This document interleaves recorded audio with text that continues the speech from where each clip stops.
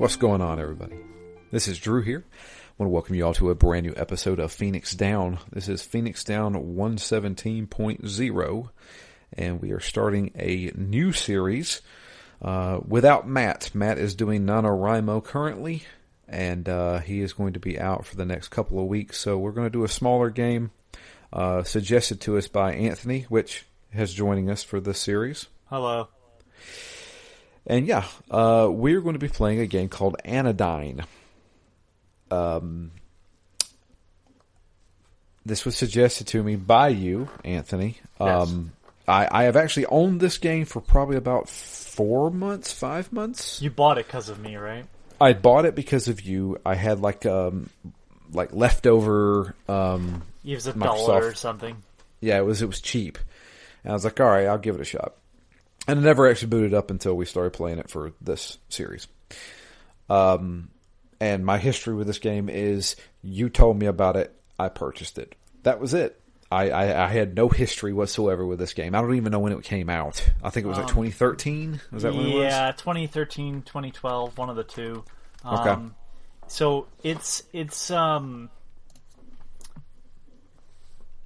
sort of the first project from the team that made it analgesic, which is, Anodyne being basically a painkiller, analgesic also being a type of painkiller. It was their first game, 2013, yeah, and Okay. it's a two-person operation, a programmer, composer, and an artist-writer, and I believe Melos Hantani had a separate game he released beforehand, but essentially this was like finishing school and they met through a mutual friend and they basically teamed up and made this game. And really smart move, because during this time there was Stream Greenlight. They released the game for free on the Pirate Bay. Oh. It was on the front page, I think. The Pirate Bay actually promoted it at one point. Because, featured on the front page of the Pirate Bay, because they wanted the votes to get on the Greenlight, because Greenlight was a really broken, bad system for Steam. I get that there is no good answer to weed out nonsense on Steam, especially with the amount of crap that's opened up a lot, but that gets released every week. It's just there's too much, and whatever. But at that time it was just kind of, you had to get votes somehow, and so they released the game. Like, the game that was done, play the game, vote for us on Steam, and they've since released the sequel and some other games. The sequel is very different, but very similar. Okay. And the reason why I suggested this game is not for any reason that will be noticeable to you for the time being.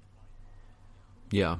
I know that you told me that there is something very interesting that happens about halfway through. There's halfway through is probably not right. About 75% of the way through. It's a fairly short game, but there, it's weird. I enjoy its weirdness overall. This game never stops being weird, but as you get further and further, the weirdness starts to change in how it's weird. At first, it's an aesthetically weird game. Like pushing a man, you press to talk to him, and you accidentally kill him, and he falls in the water, and it turns into a whirlpool that takes you to a bloody dimension where there's these weird creatures that walk around, harmless, weird creatures.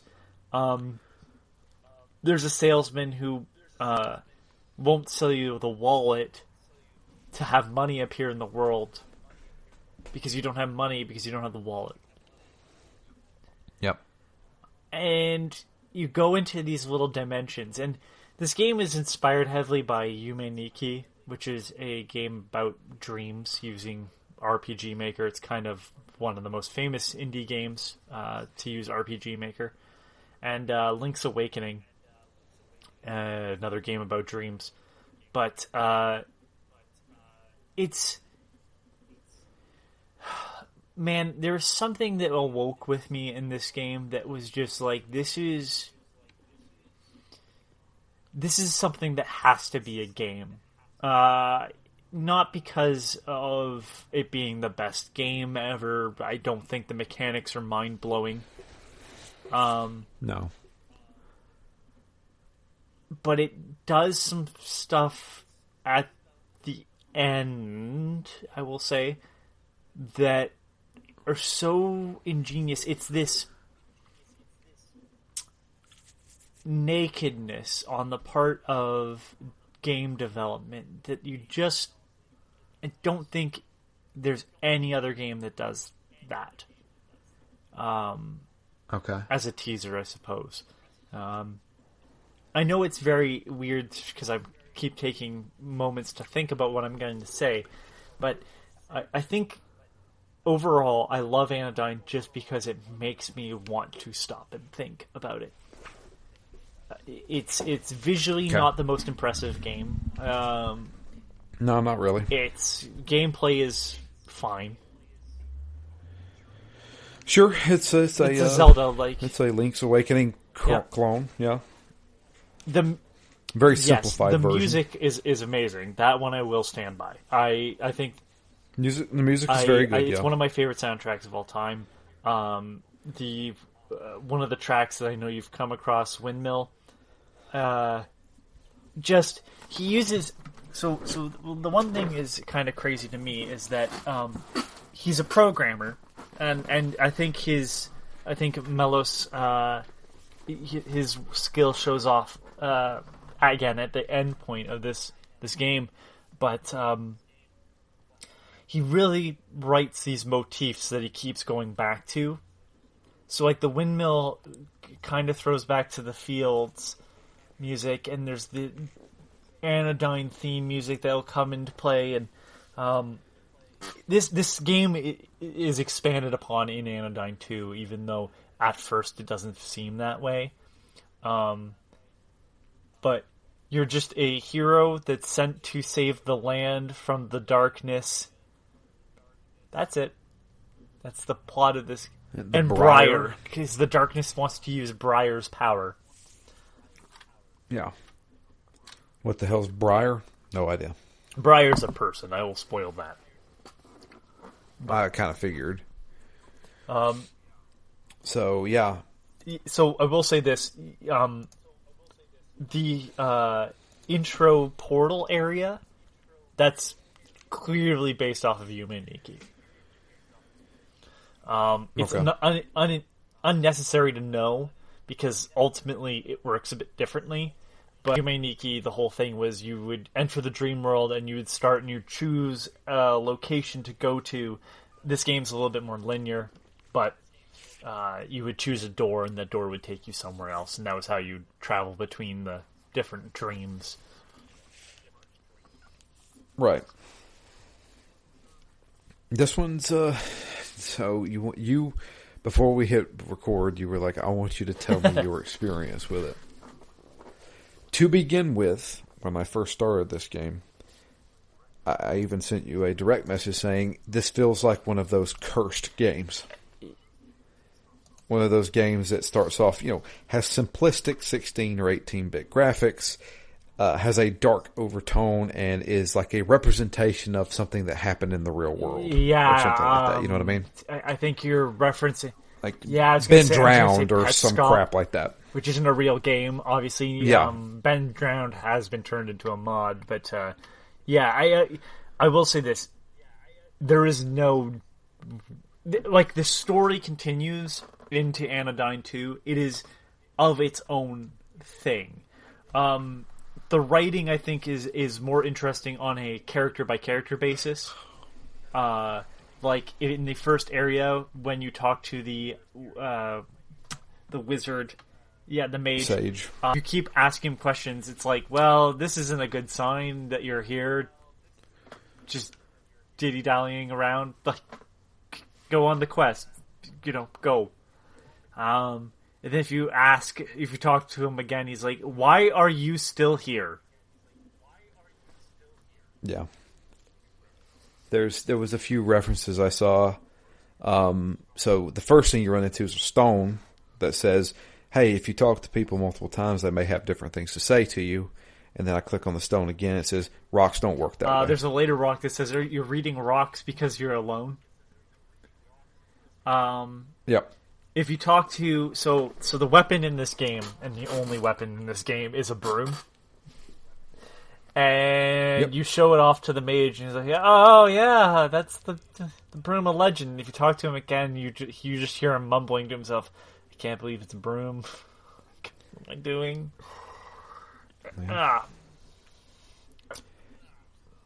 So there's the broom thing. So that's your weapon. That's your sword. And as far as the mechanics go in the game, so far, I'm sure mechanics will open up a little bit more. I'm only 3 dungeons in. But you have the broom, which can also use to attack, but also is used to sweep up dust and then put dust back, so you can pick up dust and then put dust somewhere else. Anodyne 2, I believe the subtitle is Return to Dust. Yes. Return to Dust. That is a theme that comes throughout. I don't think it really has bigger meaning until the second game, which I've only started and not finished, unfortunately. But like, you're in the land in this game, and in Anodyne 2, you're in New Theland. So if you break up Theland, it's New the Land. So. Right. Yeah, it's the writing is very sort of quippy, witty sort of writing, but I'm gonna spoil cryptic, it. A lot of stuff won't get answered, and I think that's I kind of figured of this game. And to me, I always like open-ended stuff to some extent. But I think it'll make sense to you as to why that wasn't the focus of a plot. This game is more of a journey. I feel like I keep talking around things, but I have to because I don't want to spoil it for Drew, and I don't want to spoil it for anybody that's been potentially playing along. If this game was $20, I would not recommend it. Let me put it to you that way. It's a little much to ask for this game. I finished it. I did everything except get like the trophies or achievements or whatever on Steam for like the time trials one. Yeah, I'm not doing those. It took me 9 hours to finish all that stuff. I'm not going back again to play through it. Give me 1 second. I'm just gotta find. I'm missing how many? I'm missing 1 achievement, and it's the time trials. 100% the game in under 3 hours. Well, there you go. Yeah, I don't think that's going to happen for me. Yeah. The weird thing is for me, when I started this game,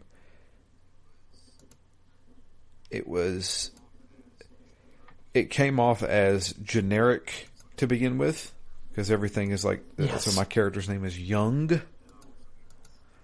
But then I also get called Yang at one point. Is Yang by the... a boss? The boss. What's really jarring is one of the bosses will say Nintendo by name. Yeah, it said Nintendos. You play too much of those Nintendos. That's weird to read on anything that's not a Nintendo console. Yeah. I'm playing on Xbox, so there you go. And it just comes off a little very strange, almost like it's some kind of like weird, like I said, it feels like it's not a game. Yeah. When I first started this, I was like, okay, this is some kind of like, there's going to have some kind of like horror twist to it or something like that. But I don't know. So far, it has been just, I have noticed that there's been aesthetics of, you think this takes place in like maybe like a medieval setting or a fantasy setting, but then you also find yourself on a highway. Have you gotten to the black and white area? Okay. No.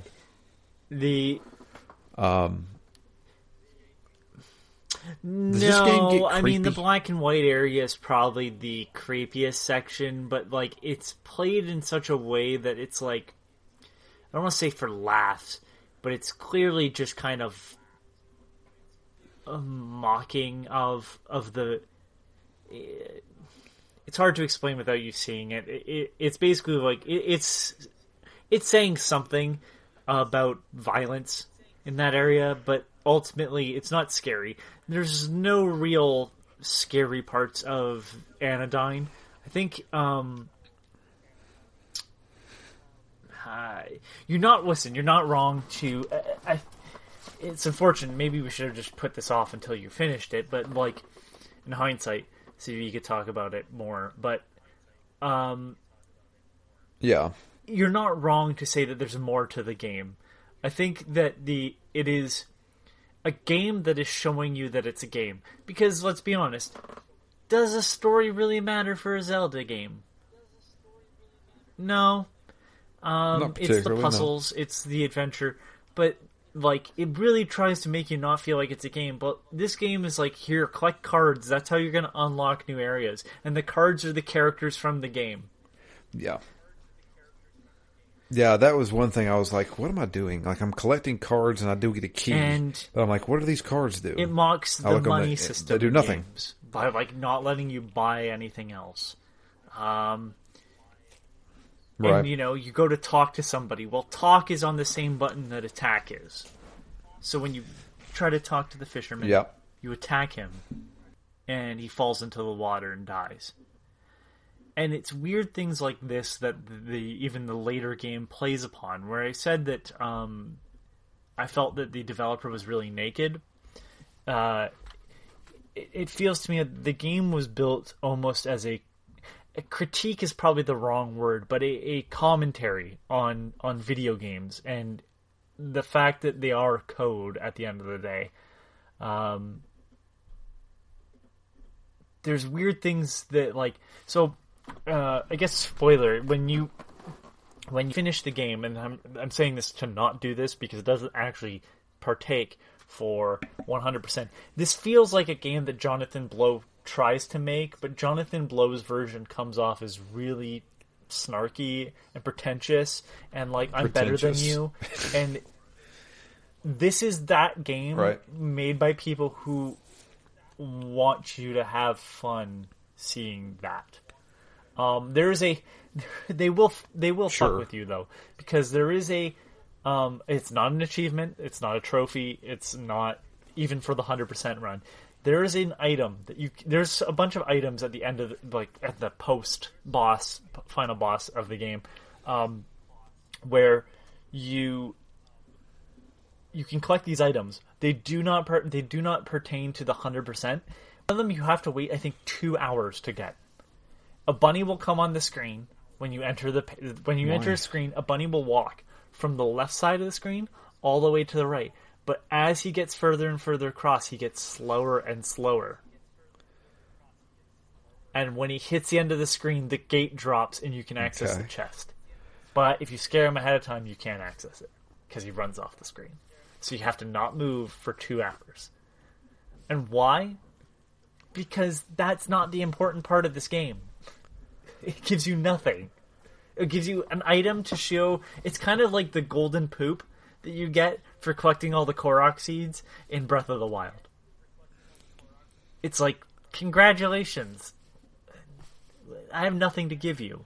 That was the point of this. And, like, yeah, you get a golden poop. Right, is that what you get in Breath of the Wild? For all the Korok seeds. Because eventually they stop giving you upgrades, so you're just kind of collecting them for no good purpose. So, eventually gotcha. Once you stop upgrading your all the, like, being able to carry more swords and shields and all that stuff, which I think is what the Korok seeds do. Man, it's been a while. It's been a eventually long they time. just stop giving you stuff. It's the same with the moons in Super Mario Odyssey.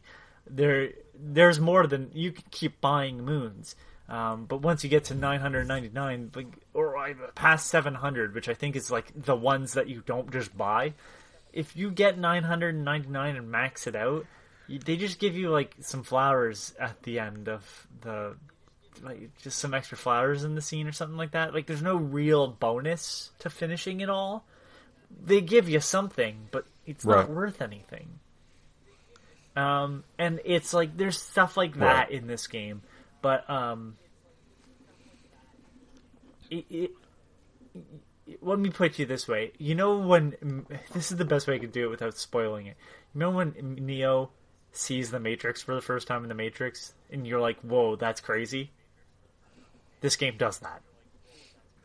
There's something like that in here, and you just go, "Holy shit! I want to use this everywhere." Now, it's like there is a end game, I guess, to this game, and that's the part that I wanted you to play for, because you get a very weird, and I think it's one of the most interestingly weird Zelda games, and I think the art style, like the design of the characters are interesting. The art isn't, the pixel art necessarily isn't. It gets better with Anodyne 2. But like Young, I like the fact that he's got big goggle glasses, white hair, and a white coat. It's very, and like Right, he looks like a from scientist. everybody else, and the girl that rides the bike is interesting. There's a Link-like character that's pulling up a bush that you can see. The salesman. So there's all these characters, and they're all very odd. But the world is odd itself. Like it doesn't need that assistance from the characters.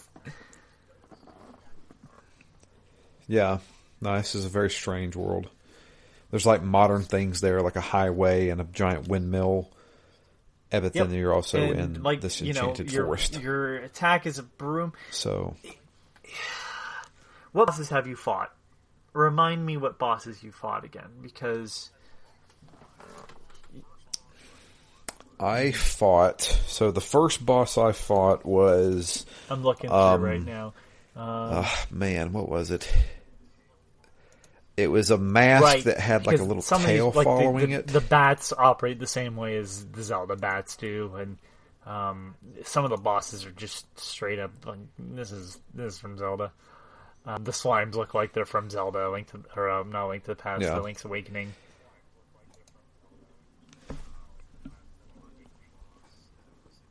Then I fought the boss that was in the blood, like weird world.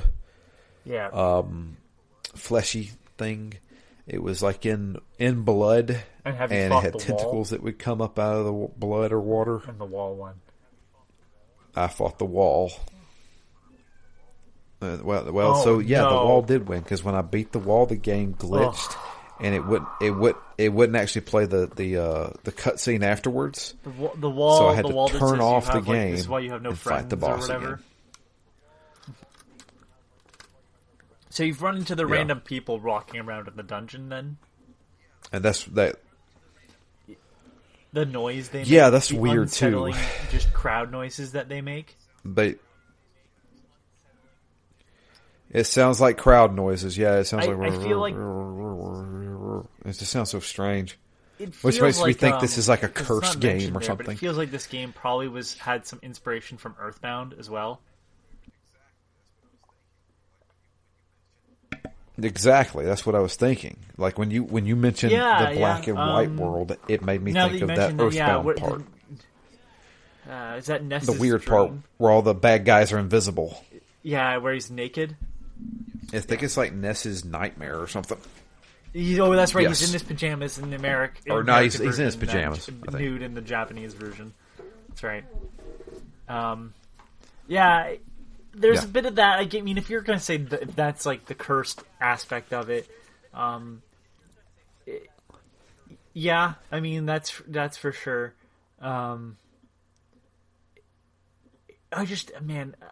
Maybe this is just one of those. This is just a very me game. Like, I understand that, like, I've obviously seen the end of it, so my opinion's a bit different. But, like, I don't know, I just enjoyed being in a world where fucking it's not just, hey, go here. That, and this game definitely does that, because that's one of the things that I will say that's negative is that that's for sure. there I is no there was direction somebody you could go back to and be like, dude, go here. Yeah, but like, I was just like, I don't know where to go. Yeah, the phone. I mean, even a Link to the Past, which had is that. one of the best answers. By the way, you can. I forgot to mention this, and I should have earlier. You can actually jump 2 spaces. Okay. Okay. You can break the game a bit. Yes, I found that out. Because, I was able to get the extension to the broom by kind of cheesing that a little bit. Yeah, it's yes. The game isn't perfect, like, but I do love the fact that you can jump 2 spaces. There's a statue that's in your way early on that eventually moves. I think when you turn the windmill on, the statue disappears. Yeah, you can jump around like the one that's in the cave. Yeah, all of them do. Yeah. So, yep. Yeah, man, it's just such a man. It feels like I'm doing stoner talk. Like, man, it's just such a weird thing, man.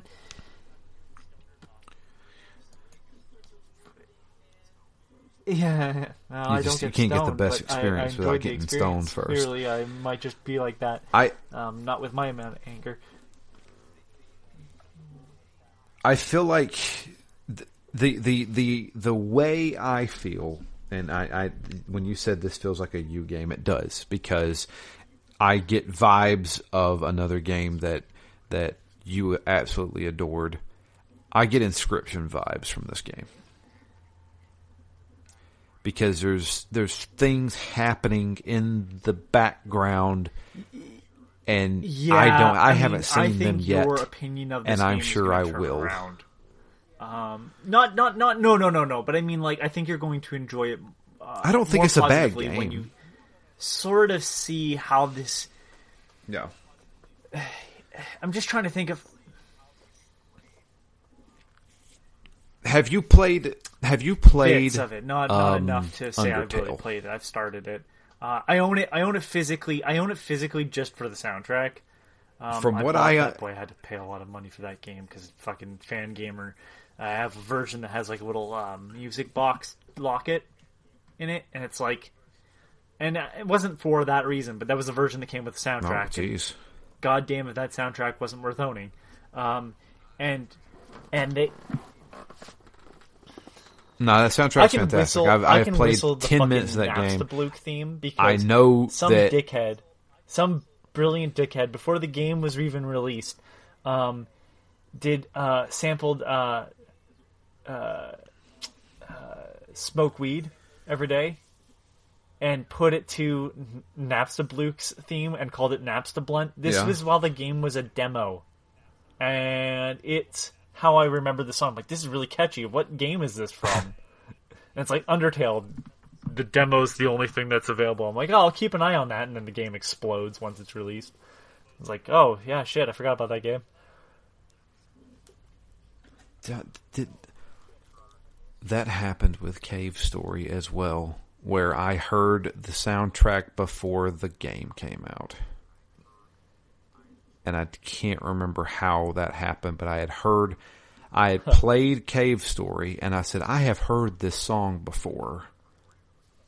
And it was from like a sample that I had heard like randomly on the internet. But yes, I know what you're getting at though with the really Undertale sort of thing, where there's, it knows it's. I don't know the spoiler in Undertale, but everybody says it's thing. amazing. I mean, partially gameplay, but that's a narrative thing, because I do know the spoiler in that, and I'm not going to say it because, yeah, it's a game that I could totally see being played on this podcast. I'll play it eventually, especially if you like, let me put it to you this way: if you like the fact that Witcher 2 had you deviate from each other, I'd be really interested to see how you and Matt play this game, or Undertale, I should say. Well, see, the bad thing is I know the different types of quote I don't know runs. If Matt knows that. There is the kill everything run. There is the right. I don't know what any of that means, right, though. That's the thing. Is like, you can kill everything in the game, or you can spare everything in the game. That's where it'd still be. Or you can only kill a few things in the game. Where you two deviate, like, but I'll say this: this game, not really that. I've been trying to figure out. I will say this: so there is like you get to see the debug room for this game at some point. It is not part of the main game at all. It's and I think the closest thing I can think of that's like, oh yeah, kind of ish, is you play Ratchet and Clank and see any of the Insomniac museums.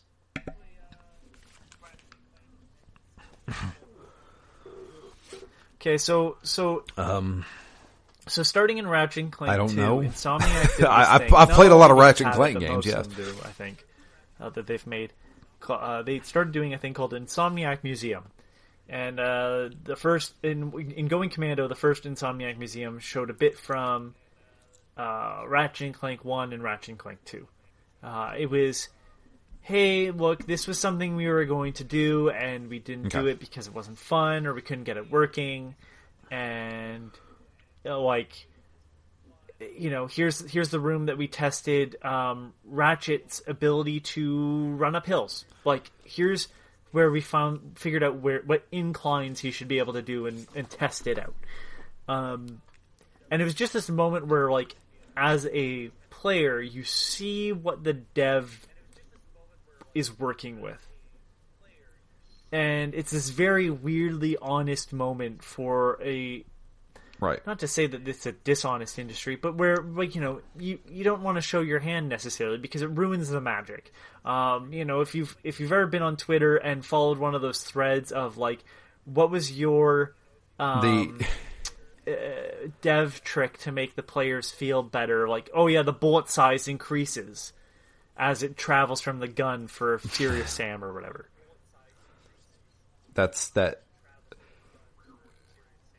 There's two things I'll mention about that. Rare Replay did that really well with their little interviews that they did. And then there is a series that I think IGN does. Those ones aren't Devs necessarily react to speed tricks runs that they've set in play on purpose. It's true. Yeah, well, it's more like, oh man, I totally forgot I left that in there. It's like, sometimes some of those videos are fantastic where like the devs are like, oh shit, I didn't even think about that, and they're having a lot of fun with it. And there's some of them are just kind of lame where they're just like, oh okay, well he did that exploit, and I know about this one. Watching, but those are One fascinating to Short watch. I love those. If you want to see somebody they continue break down doing speed runs, he mostly does adventure games. But he's done some really neat breakdowns, as well as the Rixer, who is a speedrunner. They're both speedrunners. The Rixer has done some breakdowns of, like, here's how we figured out to break down a certain section of a game. Like, this was where we slowed down and, like, you had to literally play the game as normal until somebody figured out how to break this apart. And I think there's a fascination to watching someone sort of deconstruct a game, but like, rarely do you see a dev do that. You know what I mean? And again, like, this is a very different way of doing it, but you do get to see the dev room in this game. And again, that's not a spoiler for what happens, but there's just... It kind of blows my mind what they end up showing you in this game with the mechanics. And, like, there's one that I will have to tell you about. You'll get to it and you'll be like, I'm missing a card, because what ends up being the end game is getting all the rest of the cards. because I think it says there's 38 and there's actually, I think, 49. So there's 11 more cards than it says there is. And that's where this shit goes off the rails. And it's not creepy. There's nothing spooky, anything like that. I mean, I think most of the creepy stuff is just in the main game. It's just, what a brilliant, like, I'm going to hand you something that no game really hands you. And you're going to now use everything I built against the game itself. Like, I'm trying to find an example where like a dev is just sort of like shows you the Matrix. And I can't think of one that's obvious. Sure. Sure. So let me ask you a question then. Because I have finished the first 3 dungeons. I have unlocked the windmill and activated it. All 3 paths. Now, 3 paths have opened up to me. The paths where... So what I'm going to say is... And that's where... So what I say is the 75% of the game off is the rails. The end point of the game. So you'll beat the final boss, Briar. Spoiler, right? And it's an interesting battle. I think that's it's a difficult battle, but I think it's one of those ones where it's like I felt pretty good after doing it. There's no real sort of trick. It's just kind of knowing when to jump and sort of how to use the mechanics you've used in the game in ways that maybe you haven't done before, but probably have in some way, shape, or form. And it's just transforming that into, it can do this now. And then when you beat Briar, you'll see some weird shit. I will say this: there's some weird shit where you're like, "What?"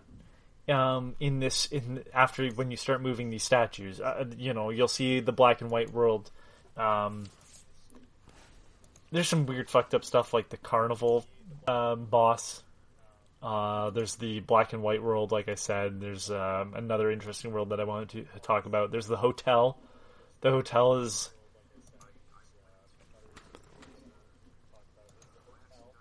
So I went to... So there was the... Yeah. Which the is last dungeon that I did, way, which was the cave dungeon, which is where I fought the wall.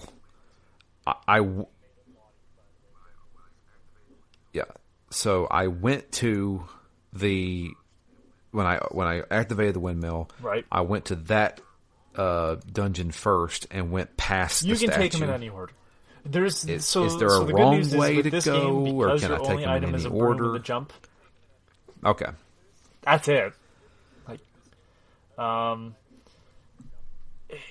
There's some weird, I don't know, philosophical discussions that I guess happen while you're there. You go to a world that has this weird hierarchy of who's in charge, because who can sit on the flat... They're all geometric shapes, and the cubes can sit on the flat side for the longest. Does that make any sense? No, but it's like it doesn't fall off, so it is king. I'm just like, what? Yeah. There's a golem that you talk to. There's weird shit in the forest. Okay. Past gates that were closed open up later on. Yeah. Man, snow worlds and just. I hate to be like that. I feel like I'm just like, I don't want to talk about it. Play more. The issue is that halfway through. I don't know anything else. Like that's the thing is this I've point put you're probably halfway through 4 hours in this game. You'll finish the other 3 sections. I think the longest for me was the hotel. Right. I think that the hotel is the most difficult portion of the game. Because I think it's like the longest sort of dungeon. But give or take. And then you beat Briar and the story sort of ends. Then you can kind of go back to the post-game aspect of it, and you have to do some stuff to get the item, and then you get the item that changes things, and that's when it starts to get weird, and there's gates that you need to get into, but you need more cards, so you have to go and get the cards to unlock that to get further into the weird areas. And maybe you'll be like, man, the weird areas aren't doing for me. And hey, you know what? Maybe, again, this is very much a me game. I realize that in hindsight after you're going, I don't know what we're going to talk about. Yeah, I guess for the first half it's kind of hard to talk about stuff. But this is where I go into the... Yeah. I do have... In the greater scheme of things, maybe spoilers do help sometimes. Like, if I told you... I realize saying, like, oh, yeah, I can't tell you about it, you just gotta play it. It's sort of a push, but if I told you what the aspect was, but not what it leads to, maybe that would help. I don't know. And that's kind of like where we play with spoilers all the time. Like, using a better example, something that you played on this podcast, Nier. Can you sell Nier without selling the fact that there's some weird shit afterwards?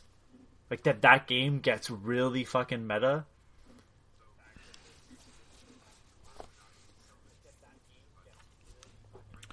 So here's the issue. I would not be able to sell that game because if I talk to the regular standard video game player and say, hey, Nier's really great, but you have to beat it twice, probably 3 times to really have a good time with it. Yeah. So Nier Automata, and it's like, yeah, you have to play the last game, in my opinion, half Nier of that Automata. game at least 3 times. I remember following someone. Most people be like, I'm good. To the first ending, saw the credits roll. I'm like, I don't think this is for me. And it's like, you didn't finish that game at all. No, I saw the credits roll. It's like, you didn't see that game. If you were saying, like, I didn't really feel this game, fine, that's fine. But if you're like, I don't think this game is very good, which was kind of what they were suggesting, I'm like, but, like, because it didn't make sense. Well, it wasn't done telling the story. Like, but then at the same time, yeah, right? And yeah, I could say that. I see that, but why don't you tell your story regularly? Do you tell somebody like, "Hey, man, start over"? I don't know. Like,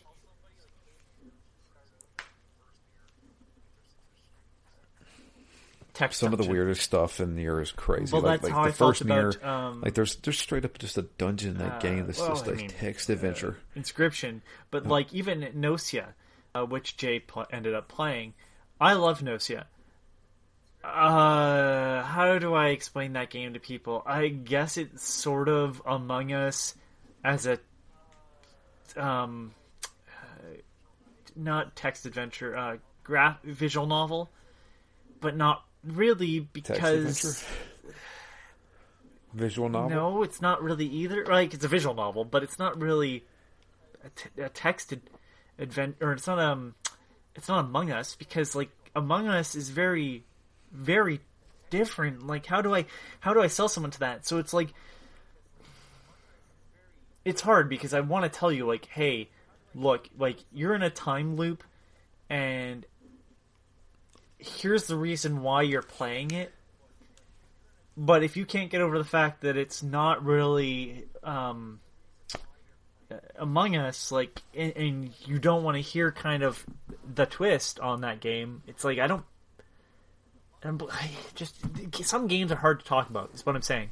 Like, I can't tell you why it's good without absolutely fucking ruining the game. And Inscription was one of those scenarios. I could talk about the first half, and what was good about Inscription was the first half was so strong that it was easy to sell people on it, because like, even if you only enjoyed the first part of that game, it's a really good card game, and it's creepy, and it nails everything.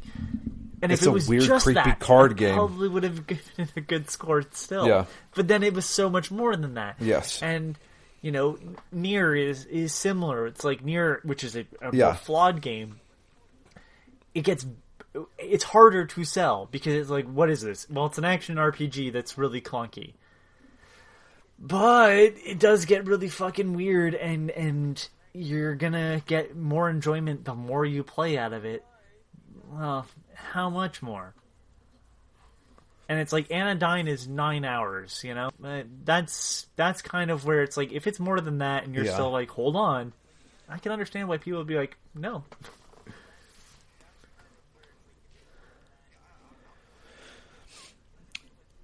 Yeah, I'm good. Yeah, I'm not having a bad time with it. There were a few times I got frustrated. You won't get a spoiler like, from okay, a game I don't know fact where to in go, this. and then I would look online because I surprised if have you get no the answer problem right. looking at a game fact. Holy crap! Holy crap! The game. You'd be better Exactly. off, The game facts are garbage. The game facts are literally go north, because north, I found south, one, south. I found one fight this, by this. FGW. It's Anodyne Watching full a game video. playthrough, no commentary. That's the problem. It does not spoil the things that I'm talking about. It spoils some things, obviously, if you skip ahead and try to figure out where it is. I may have to do that then, but you because won't spoil the part I'm talking about. Yeah, and that's where I'm like really just like, you know what, man, like that's where I was like, holy shit, this game went from it was a really good Zelda-like game to what the fuck am I playing right now, and just and I've heard that Anodyne 2 does that in a different way, and that's kind of mind-blowing too. There's these tokens you get for doing some things that, like, obviously the programmers knew you were going to do, but you have to really fuck with the game to do it. Yeah. So. Yeah. Oh god. And you mentioned Jonathan Blow, because I'll be honest with you. I think he may have done more, but nothing I've big. played both of I think those Jonathan are the Blow's two, video games. That I think he's only everybody done two, knows. right? He may have done some sort of like indie game, like on like a website or something like that. Oh, and I have. Do you know who the original artist was supposed to be for Braid? Ed McMillan of Super Meat Boy, which is kind of no. And obviously that was not. I gotcha. Not how that ended up. He seems to have done some stuff in the actual industry, like working on Oddworld, Deus Ex Invisible War, Thief Deadly Shadows.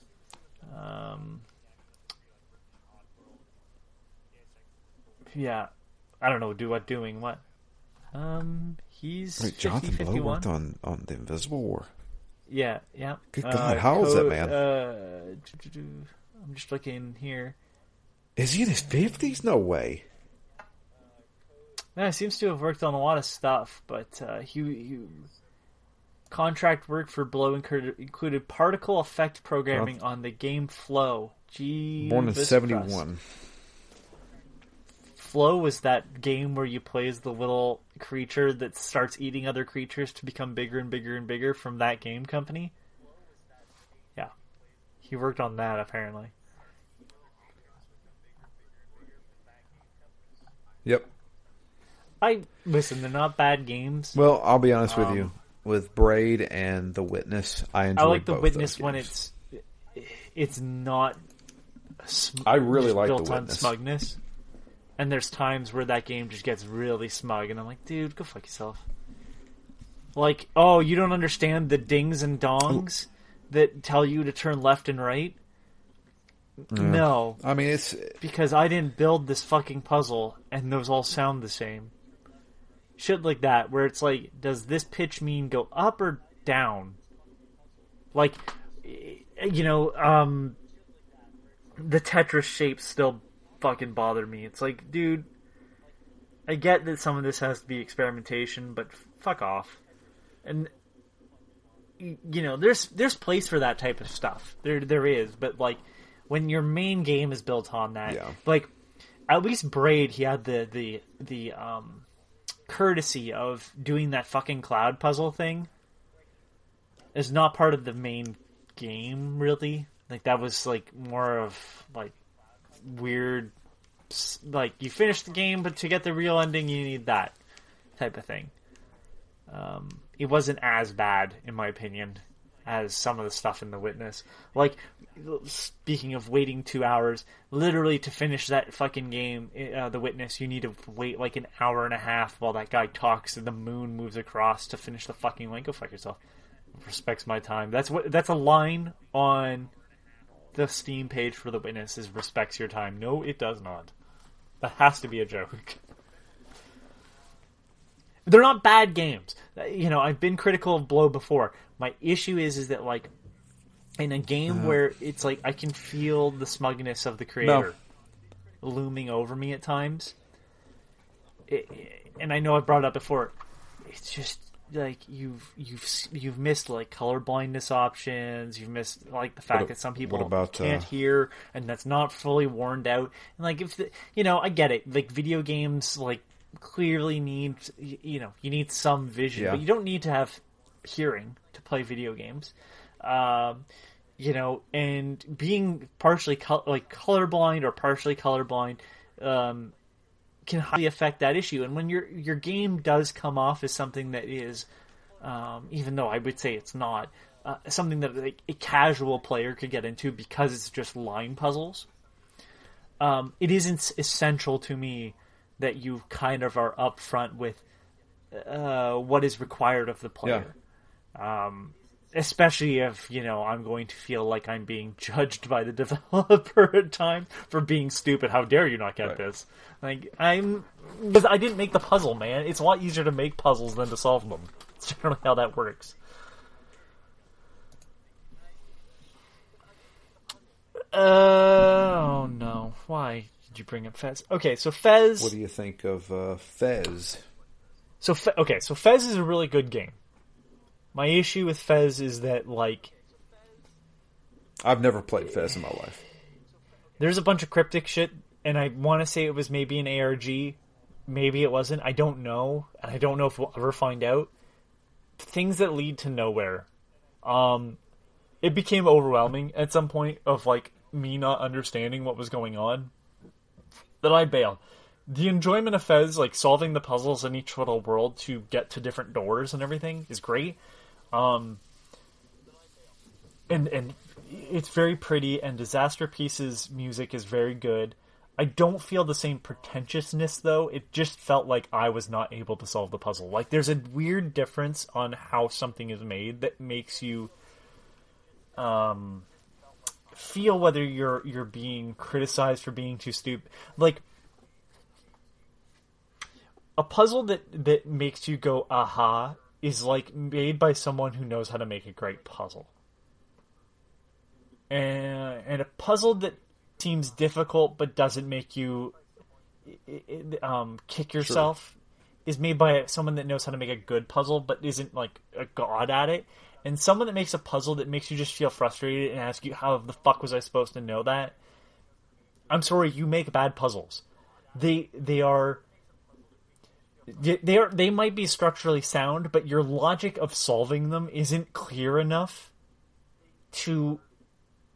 for me or anyone else to give you credit on how smart the design is. And that's not saying that Jonathan Blow doesn't make puzzles that make me go, aha. He did a lot of things in The Witness that are brilliant. Just brilliant. And I haven't given enough credit before for that. But there's a lot in that game where I go, this, based on what you've taught me, you've left me out to dry. And nothing irritates me more than you implying that you gave me all the tools, and yet you really haven't. And if you're going to say, well, just fuck around and find out, I'm sorry, that is not how this works. You are defining the rule set, and I am just simply playing your game. It would be like trying to... Let's go back to Inscription. Leshy's Cabin. You're literally starting off the game. He teaches you how to play the game. You are going to fail. It's unfortunate. But he's teaching you how to play the game. He's not unfair. Right. And that's the problem I had with parts of Inscription. and less or so Fez, because again, Fez, it's all tertiary stuff. It's not necessarily important to beating the game, because I don't know if it leads to anything. There's some weird things with like dark cubes. Those might be a glitch, might not be. I don't know. There's some really weird shit with Fez. But Inscription or not Inscription. The Witness is its own being. There is nothing outside of it necessarily, and I just lost interest in trying to fight with the game in certain aspects. There's some areas where I go, oh wow, this is really based on observation of one thing and figuring out to translate it to another. Very smart. And then there's moments where I'm like, dude, I feel like I'm just using like brute force to solve this puzzle. And if I'm doing that, are we having any fun? Or have you made a good puzzle? Yeah. And a good example for all that type of stuff is just go look at old Sierra games. Like, they're notorious for just like, well, sorry, you used that pie on the Yeti in Chapter 3, but now it's Chapter 5 and you're locked up in a cell, and because you threw that pie, you're fucked. Or something like that. There's one King's Quest game that I believe it's King's Quest, and I guess spoiler for whatever King's Quest, I don't remember. You have to shoot a cat that's chasing a mouse with a boot. If you don't, you are soft locked when you get sent to prison. If you throw like the shoe at the cat, the mouse comes and chews your ropes and saves you. They're totally really they're really disconnected events, and God, the people that made I Have No Mouth and I Must Scream, and they don't which bother telling you works that. for the setting of the plot, which is one of my favorite short stories. The puzzles are terrible. They are terrible. They don't make any sense. The answers don't make any sense, and it's like those are bad puzzles, and. Like, that's what I'm saying. Like, a really good puzzle creator makes you feel smart, even if you're dumb. Even if it was kind of just handed to you, it still felt like you did it. And I don't think aha moments necessarily just come from necessarily puzzles. Super Mario Odyssey has a lot of that. You do a platforming, you go, I wonder if I can get up there. You do, and they've already thought of that, and they've left coins for you. And a lot of coins. And it's just this, like, oh my god moment where, like, you feel smart. They are already prepared for it. So it's not even like you've, like, broken the game or something. It's like they prepared for people to get up here to get coins. And here's a bunch of coins for you. You did the jump. And they rewarded you. And you go, I still feel good about myself. Like, intrinsically, you solved a puzzle that wasn't really there, but they were prepared for you. And like going kind of wrapping back to Anodyne, I don't think the reward is there, but when the end game starts and if you start to be able to like see through the matrix is the best way I'm going to put it. It's just this like brilliant moment where you're just like, oh my god, like he knew this engine so well that he's prepared it in such a way for you to fucking fully engage with on like almost every level. And how much preparation he has like down, you're just like, what the fuck am I doing in this 2D game? I've never done anything like this.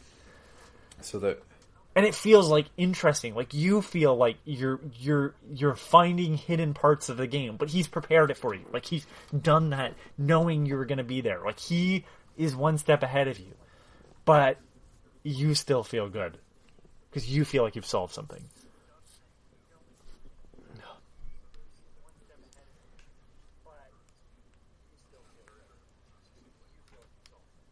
Yeah. So there is a game. Barbies I don't know if you've Pony ever heard Adventure. of this game. I It's been a very, very long time since I played it. But it did something really cool. I'm not a very good No.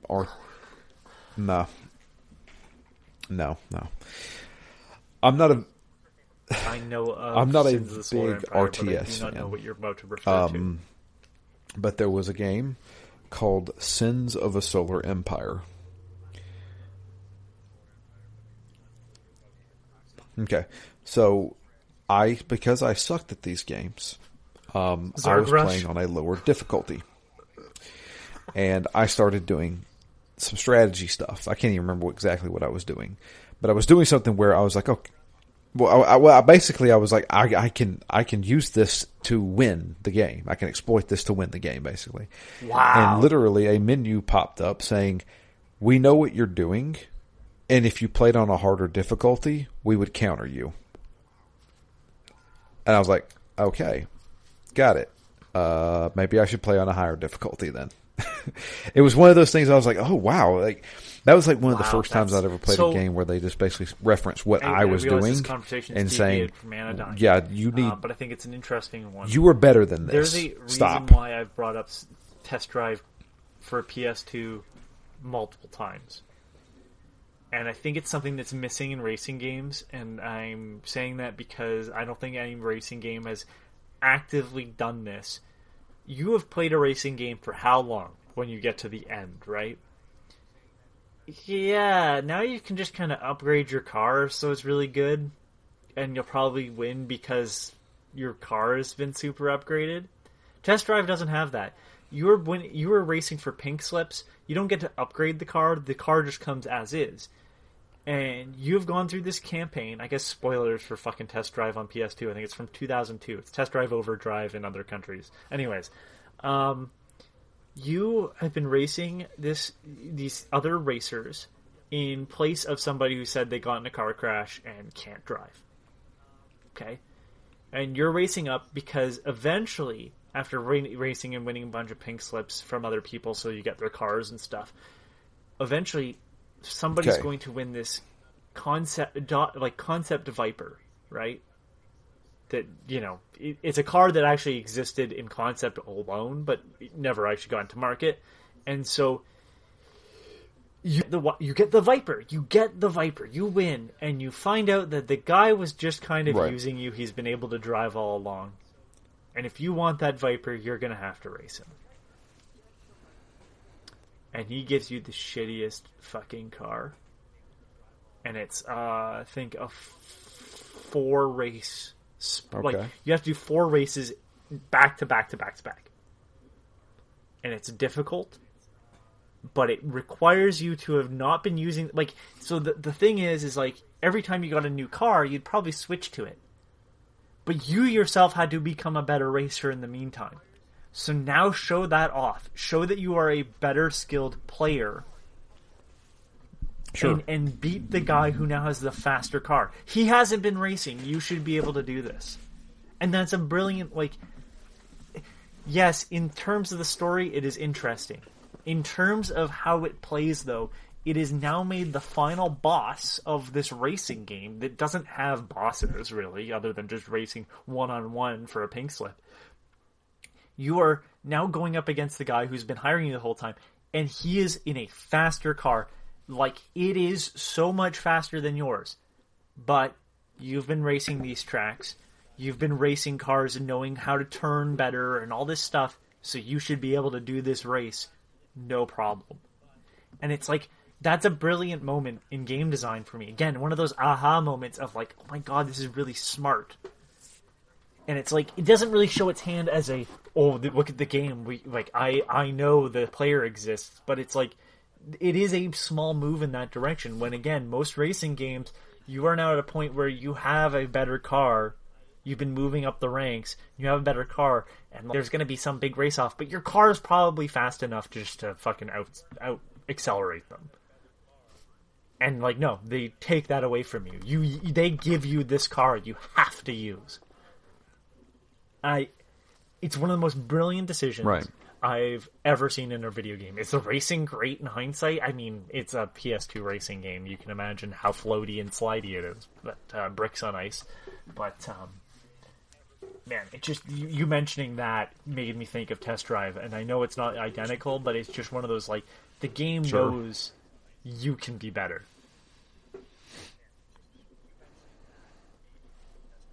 I'm trying to think of stuff that I can kind of compare to that, like, Yeah. So there's a game called. Trying to measure the games. This like is very that. different, very, very different. But it's an RPG for the DS. It goes for quite a bit of money now, unfortunately. But it's called Avalon Code. And if you look at the artwork, you're going to think, wow, this kind of looks like a ripoff of the characters from like one of the Crystal Chronicles games from Final Fantasy. And I'm going to go, yeah, it kind of does. It's weird. But the whole idea is that you have a book. And the book is what controls the stats of enemies in the game. You have grids. You have little things that you can plug into the grids, right? They're all little different shapes. Like you're playing Resident Evil item management.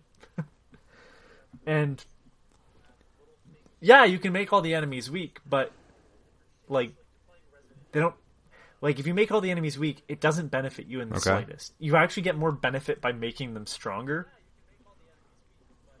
And using certain like because they don't give experience anymore, and they well, like it's the game knows like yeah you're gonna want to make all the enemies weak so you can just cakewalk through this. Like it's not fun then. So it's like no, we're going to make different subtle changes to other things if you keep making enemies weaker. Like there's different stats it will affect worldwide in that game that like there's some bunch of stats you have to watch, and there's people that you can put chips onto as well. It's a very interesting game where it all revolves around changing the statistics of the world through this book and all these little chips you collect. Fascinating stuff. But it punishes you for trying to make the game easier for yourself. Because you could just be like, oh, all the enemies die when I touch them with my sword. Well, okay, but like everybody's sick if you do that. Right. Okay, never mind. Yeah, I like that game a lot. No one talks about it.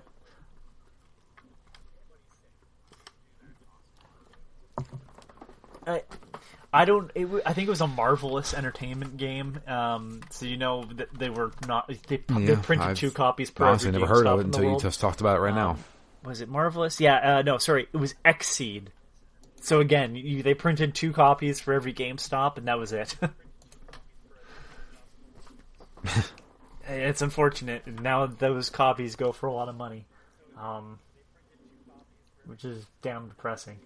But gotcha. I'm just trying to think of other games like that aren't just meta breaking. Like, you know, how many games now just tell the player like, "I know you're playing," and that's not really what this is. It's not really relevant to the conversation. I'm kind of tired of it, honestly. If you wink and nod towards the player, I get it. I got it. I'm playing the game. I understand that.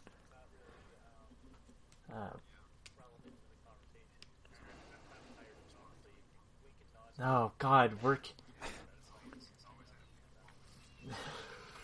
Yeah. Okay. Side note for just because Sorry, I need to bring it up on a responding podcast. to a work try not to do it on the weekend because you might not even be yeah, there. Anyway. it's always Drew was supposed happening. to join us Always. on Overwatch. I know you can't escape it anymore. And he couldn't last night because of work. Although he eventually did, and I rejoined. But it was just funny because it's like, yeah, work caught me. Work always just doesn't allow Drew to escape, and that's the reason why I have to keep talking and just kind of vamping. Because I'm afraid of empty spaces, just noise, void of noise. I'm like, I have to fill it. But I'm excited to know your thoughts, and you're probably going to have to ask me questions. Once we're you good. defeat We're good. Briar. But yeah, because there is some stuff you have to do to get access to the item. I don't remember exactly what it is. I will remind myself. okay. But, on what to do. Yeah, I still love this game. I'm unfortunately in the middle of a bunch of reviews, so it was like, do I play this game again for 9 hours? And I was like, I don't really have the time when I'm reviewing things. But it is one. I think I've bought it now on like Xbox and PlayStation. I think one of them was $1, and I was like, hell, I'll do it again. Yeah.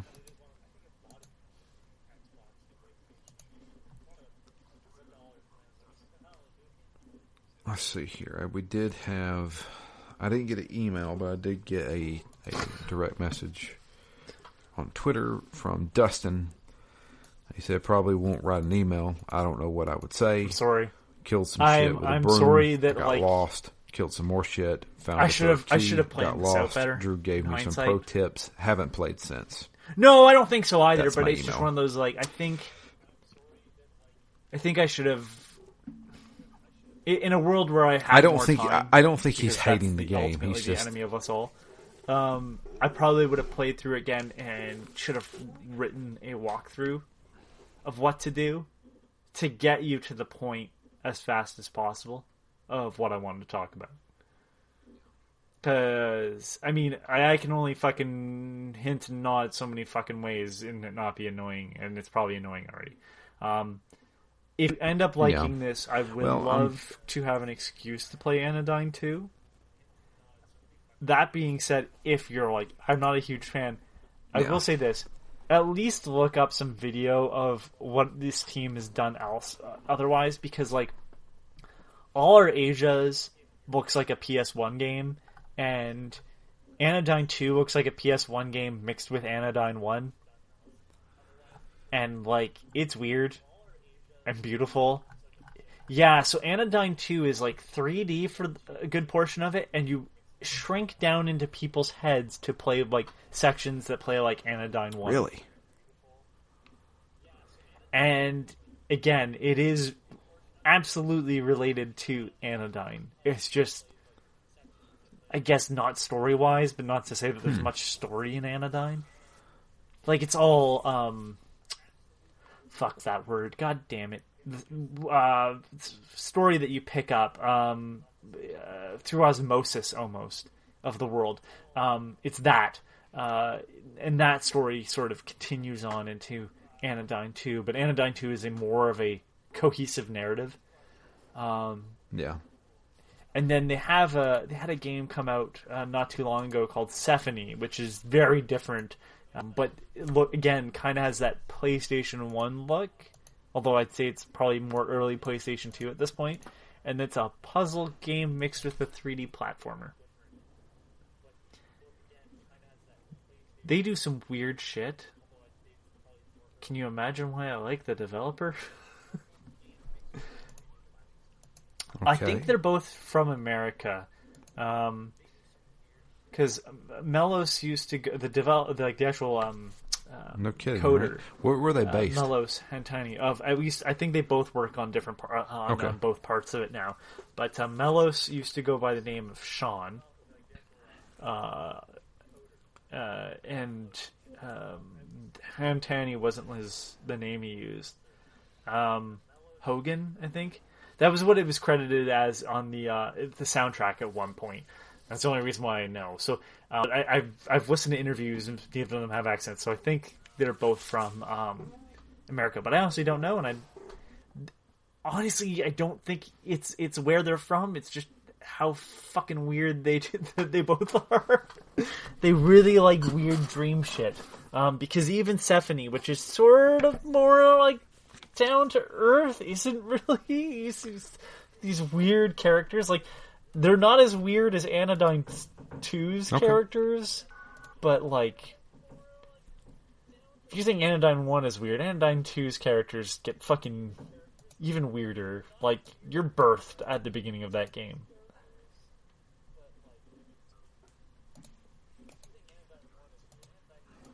$2019.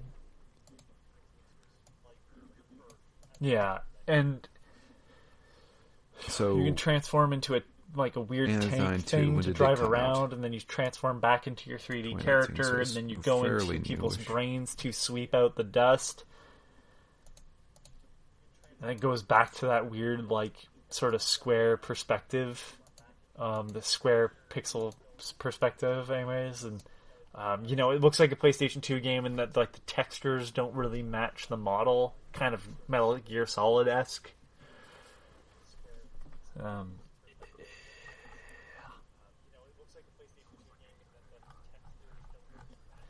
Yeah, except the platforming 3D isn't really like the main gameplay is still Anodyne. Although you get a vacuum and not it's almost like a Jack funny. and Daxter kind of game. But you're purifying people's brains, and then you go back to them in the 3D open world and talk to them, and they're okay again. Like you're healing the world, sort of. I don't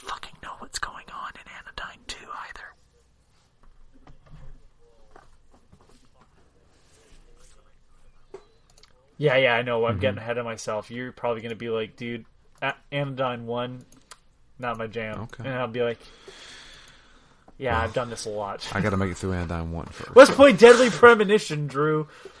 My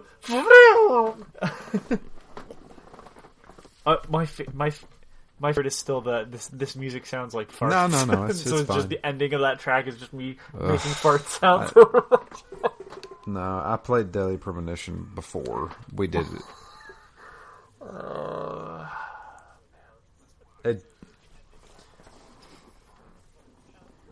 I know. That's what it did. The whole thing sounded like farts.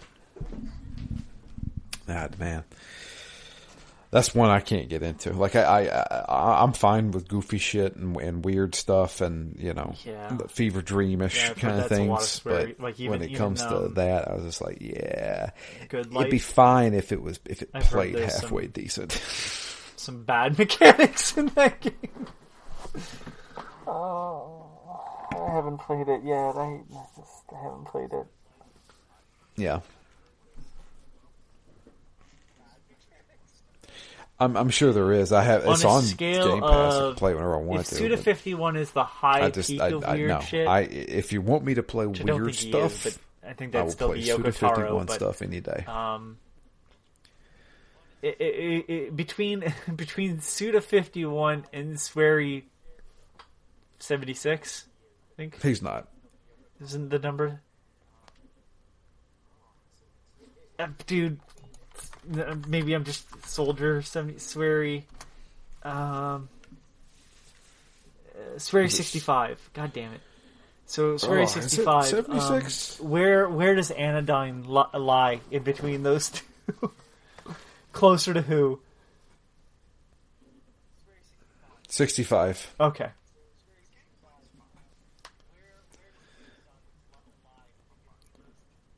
Okay. I feel like I come with a bad recommendation. The game let's play the plays Sinking fine. City, and then they end up Sinking It plays City like is a like simplistic Zelda game. I'm fine a wet with that. Cthulhu fart. I don't know. Like I'm trying. Yeah. No. Okay. It doesn't matter. Okay. Like the Sinking City is a better game than you Call bought it of for Cthulhu, $1, which is what I suggested. So it's like the thing is like I've played my fair share of shit. The Anodyne is not shit. Like so far nothing you have. Drew, we're gonna go down that rabbit hole. Okay. I bought it for $1. So I mean, no, I'm fine with it. I haven't played it yet. I'm trying to imagine what's the weirdest game I've ever played. I have it. The weirdest game I've ever played. I'm gonna be honest with you. Killer 7's fucking weird. I mean, I watch a lot of weird movies. Like Killer 7 is weird, and the mechanics are weird. Yeah, no. I mean, like the game is a fever dream. Some of this stuff makes David Lynch go. Oh, I think David Lynch makes more sense than that. Which is saying I've something. seen a lot of weird movies, but I'm talking about game.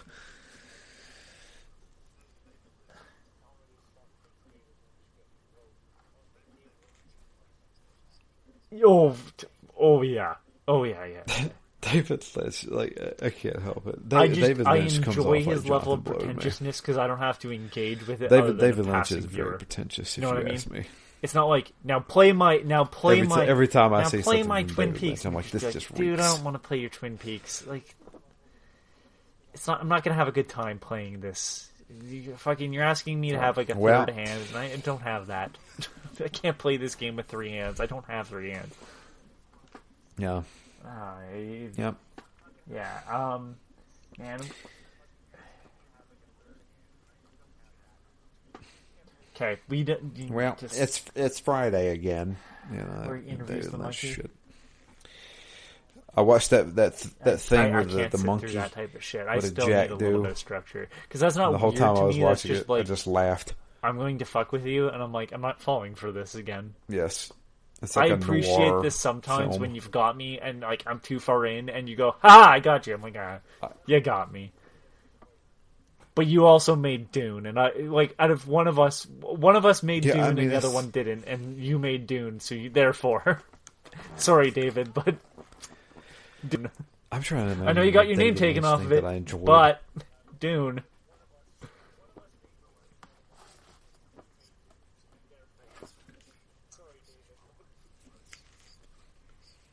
I still, I still feel like that was the biggest bait and switch I've ever seen in my life was Twin Peaks, because it was a phenomenon. Twin Peaks was Well, they phenomenon. didn't My allow parents him watched Twin Peaks, to get and my too parents weird don't because watch there's that kind of stuff. there's a pilot And that was like a because pilot movie the first season that is not part of the they series. were I think very, the he series was very redoes that. conservative with his stuff. It was Then weird. there's the movie Firewalk. They didn't with Me, allow which him to is get crazy. A prequel featuring the actors who are now older. And, oh man. But weird video games. Firewalk man, with like, us or with me. I've played a lot of weird shit that's independent, so I almost wouldn't say that counts. Like, not even like, I mean, like really weird independent, like smaller projects that like that was weird. Like, one of the guys, Cactus Squid, who is one of the developers of Hotline Miami. Go play any of his stuff and tell me that makes fucking sense. They're all weird.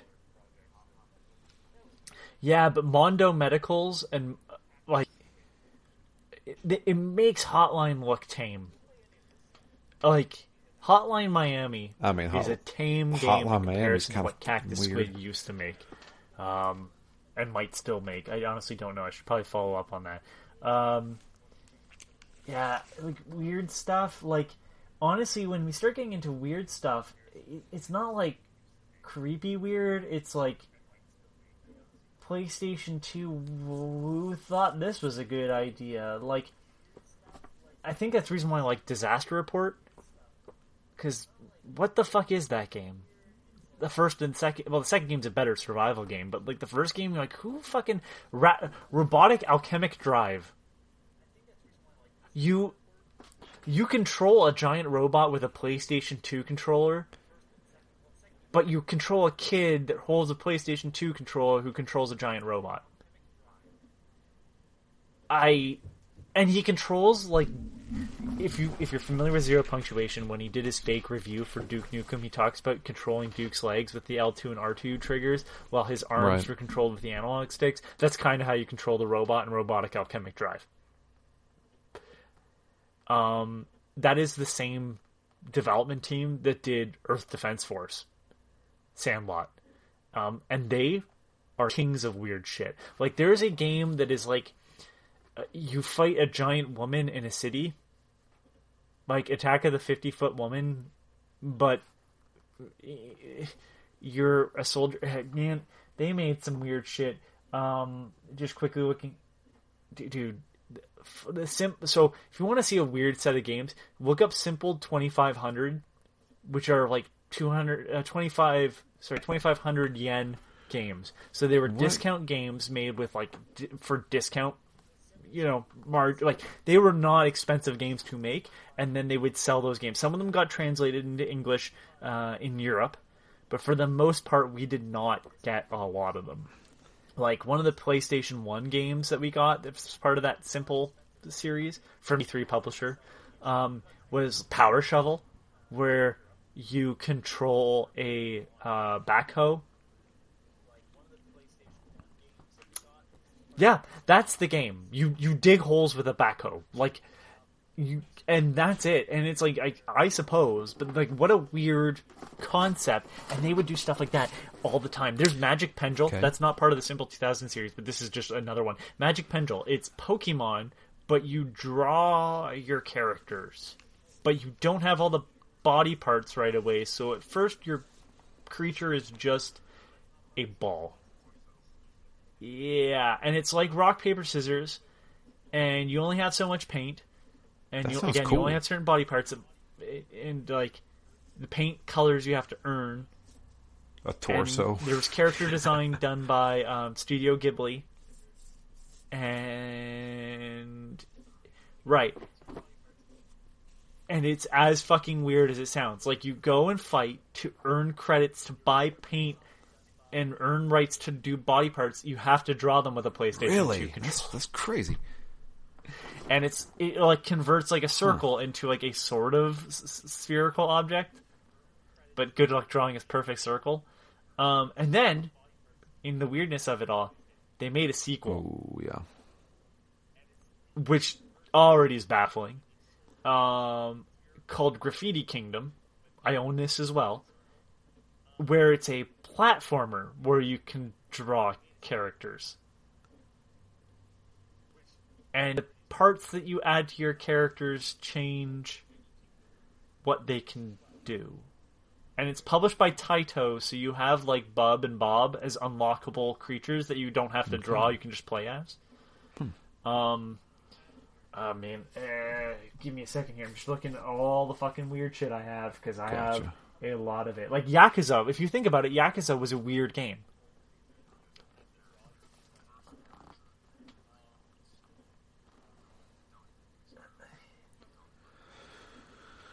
So,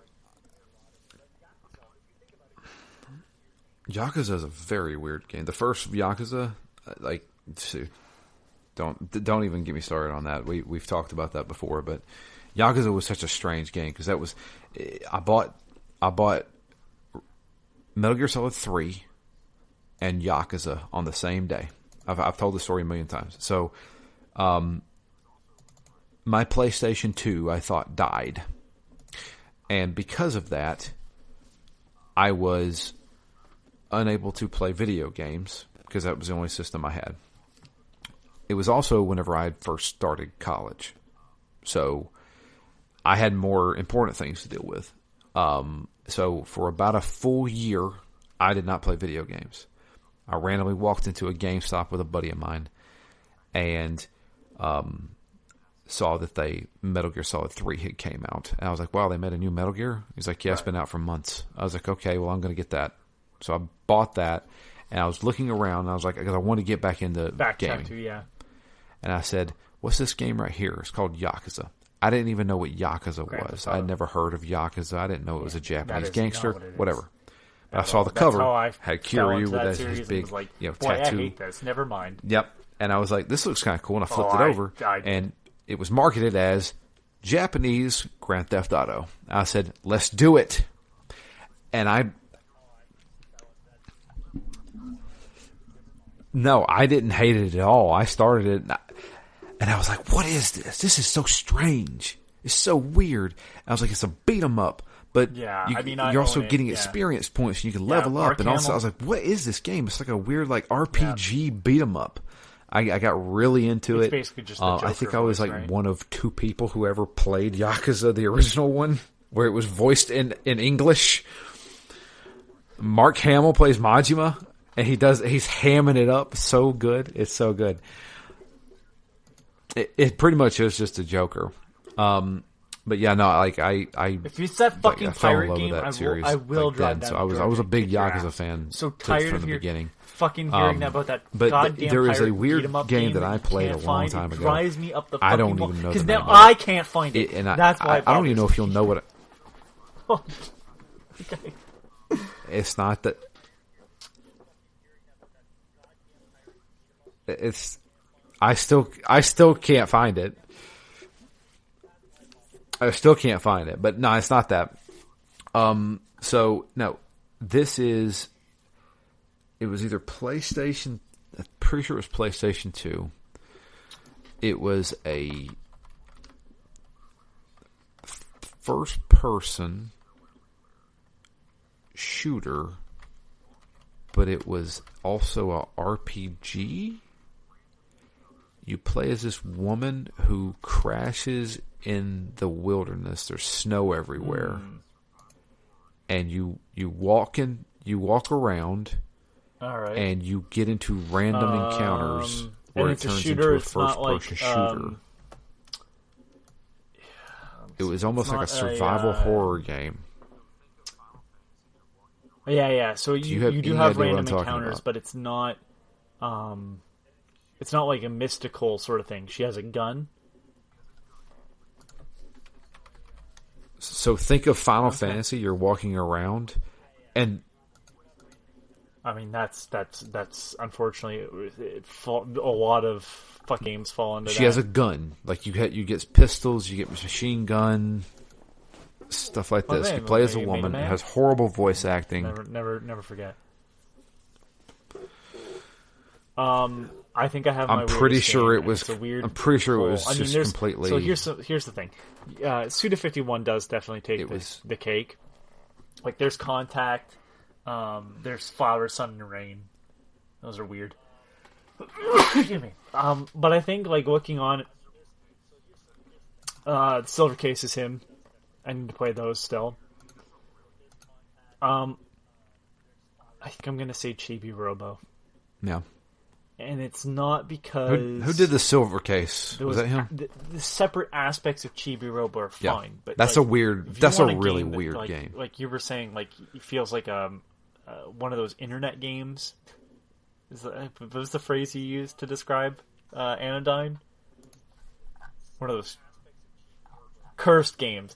It sort of turns into one of those the further you get into it. There's a lot of weird shit in that game. What's that? And it only just keeps getting weirder. Cursed games? Robo as you near the end. And man, I've never played a game like that. Like, think about it. Your character will pass out if he doesn't keep plugging himself into the wall to charge. Like, and the actual plug dragging behind you slows you down. So you pick up the plug. And your goal is like to pick up trash. It's Mr. Mosquito-esque, which is also a weird game. But then you're like, no, you're actually doing tasks. You're not just like aiming for people. It's one of my favorite games of all time, and there's nothing like it. Even the Chibi Robo sequels are just not that. Yeah, man, that game is something else. I'm just going to be bothered by the fact I don't know what PS2 game you're talking about.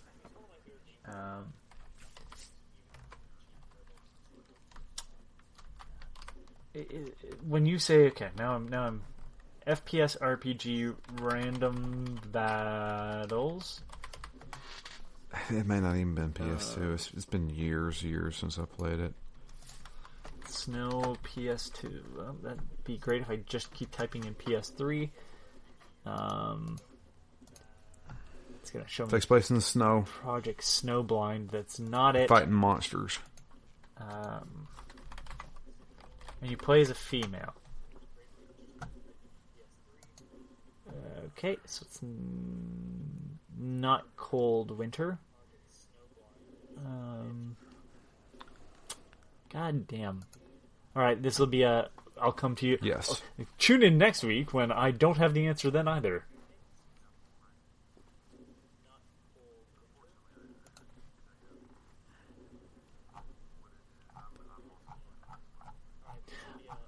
Another weird one is Asura's Wrath. Yeah, right. Oh, you have not played Unfortunately, I couldn't tell you what it is. I'm also looking as well. But it's CyberConnect 2 making a, I guess, Asura's Wrath brawler slash anime. Is that the one that's like based on an anime, or it's supposed to be like an anime? Space Harrier game, because it switches kind of between all those options. No, not really. Like, it has chapters, but it doesn't have like commercial breaks in between. Wait, that's the one that has like the commercial breaks in between. With a sword that's longer than the moon, and then you get plunged into the earth at the end of that sword. But you punch a guy to the moon and you punch him back to Earth, right? I won't tell you it's an amazing game, but that's a weird-ass fucking game.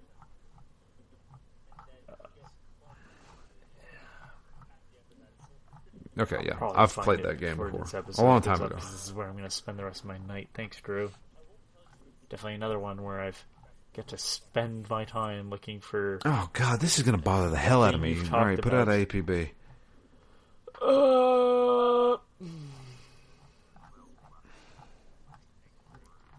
Yeah, we've taken this. Yeah, we talked about it more than that. Just I have to be vague, and you're like, it's fine. It's like, yeah. Well, I think that'll be a good place to end it. We're an hour and 30 minutes in. We talked about Anodyne for 15 minutes, maybe. Send it through. I know.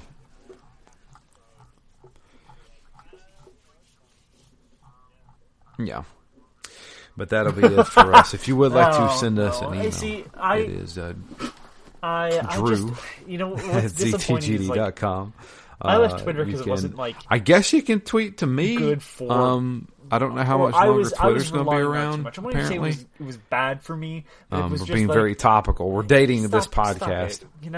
Stop wasting your time on this. You don't find enjoyment. I hate that fucking phrase. This does not bring joy from that meme, from that lady that had a Netflix show. I don't like it, but she's not wrong. If it doesn't bring you joy, don't do it. And boy, Twitter doesn't do it. But now Twitter brings me a joy, but for the wrong reasons. As I watch it burn from far away. Just speed running the fucking end of a company, which is just baffling.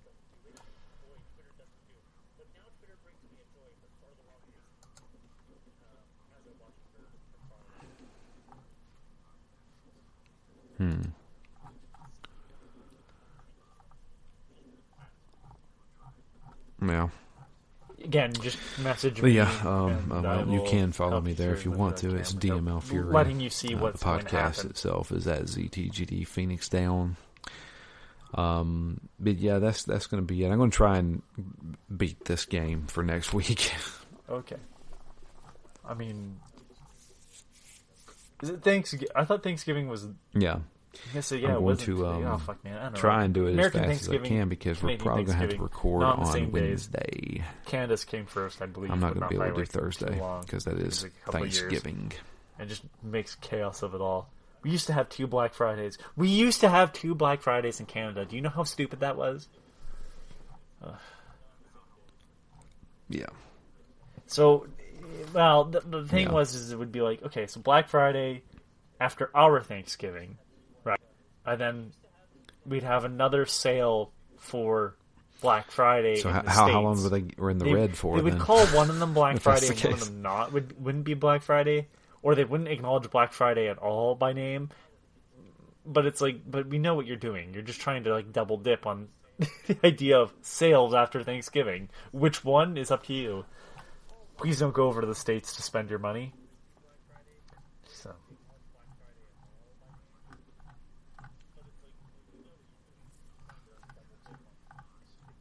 This has been babbling. Right. Babbling the podcast. Yeah, pretty much. But yeah. But yeah, that's going to be it for us.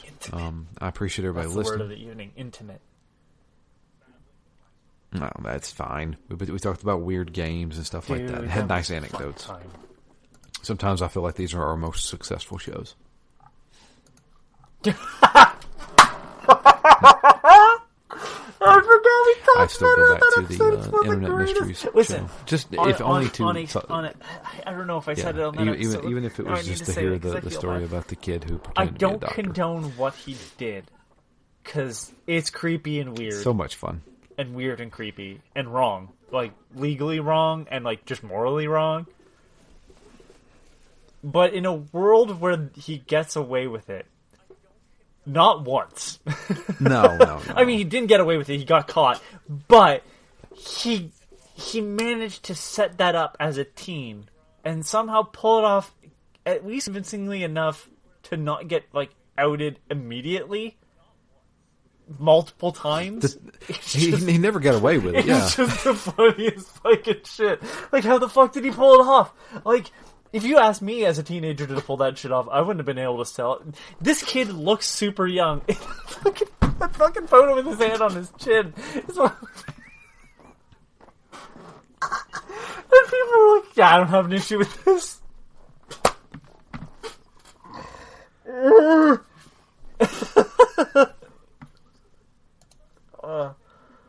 Yeah. It looks like Doogie Howser. The little bit of teeth showing underneath his lip. It's so weird. Anyway. But if you want to go back and listen to that, you can. Just look for the picture with the kid. But I'm Anthony laughing still out in space. It's so stupid. Thinking about so stupid. Anyway, that's going to be it for us. I appreciate everybody listening. Until next time, though, I am Drew.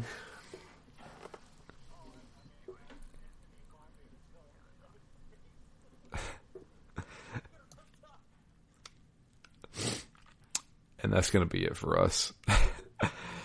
You guys have a great week, and we'll be back next week with the continuation and conclusion to Anodyne.